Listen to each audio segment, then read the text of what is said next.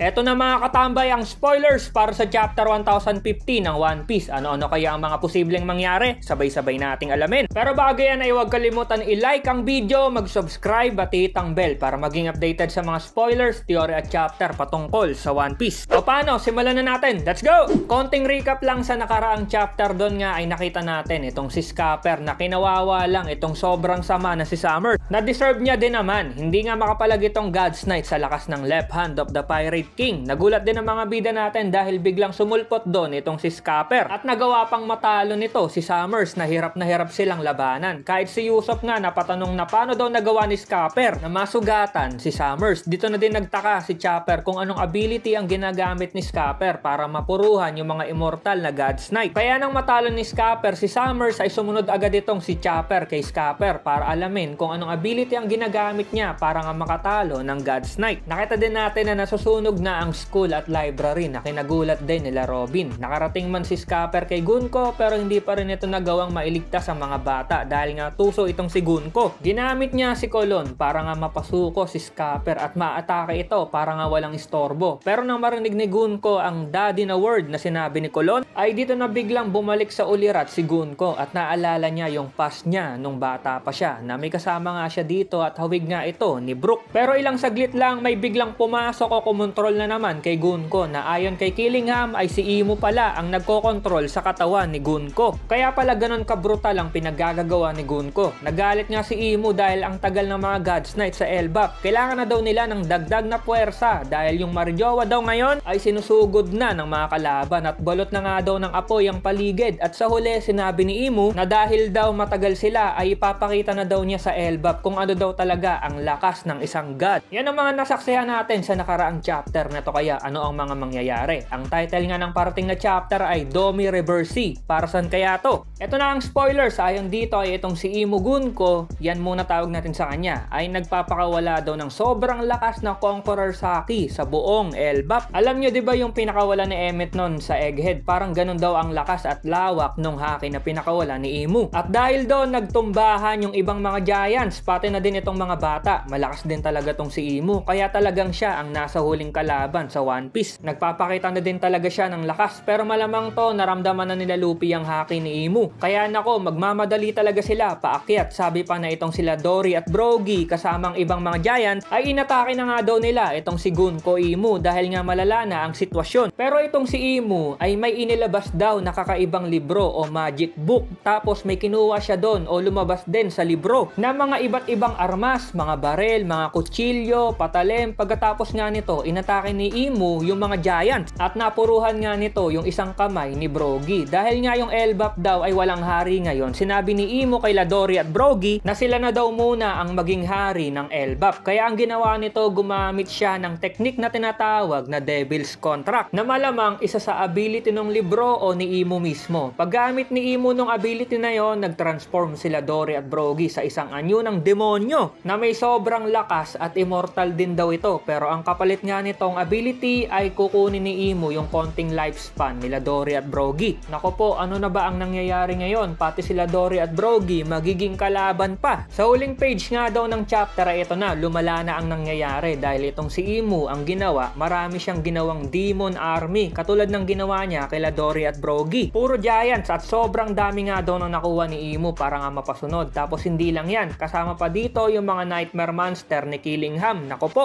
inutusan nga ni Imu na pumunta yon sa village at targetin nga daw ng mga to si Elder Harul. End of the chapter. Okay, isang nakakagulat na spoilers ang nakita natin at nako, medyo lumalala na ang nangyayari dahil pati sila Dory at Brogy napapasunod na ni Imu. Kaya kailangan na talaga natin sila Luffy para matapos na yung panggugulo ng mga God's Knight. Abang na lang sa full chapter, malapit na yan. Salamat sa pagnood at see you sa next video. Over na!